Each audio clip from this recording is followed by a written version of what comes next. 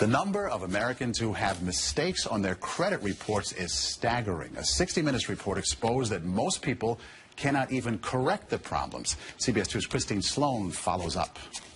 Meg Pasternak says a mistake on her credit report nearly destroyed her credit. We had to present so much documentation to say this wasn't ours, and then we still had to pay something to get rid of it. Pasternak says it took months to resolve the problem. You feel kind of helpless because they got you under the gun if you need to get a new car or a house or for anything. Pasternak is not alone in her frustration. A new government study finds up to 40 million Americans have mistakes on their credit reports. But an investigation by Steve Croft on 60 Minutes finds most people get nowhere trying to correct an error. Ohio's Attorney General tells Croft that is a clear violation of a federal law. The federal law says that if you believe that there is a mistake, you can go to them and they have an obligation to do a reasonable investigation.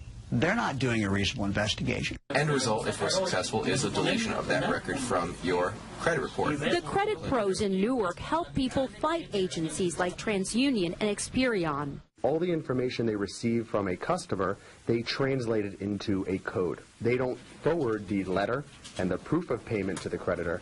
They just forward the 3-digit code. So the best way to protect yourself? Go directly to the creditor rather than going to the credit bureau themselves. Another good habit to get into, check your credit report periodically to make sure there are no changes. In Clark, New Jersey, Christine Sloan, CBS 2 News. And like 60 Minutes, we were unable to get an actual person at the 3 credit reporting agencies.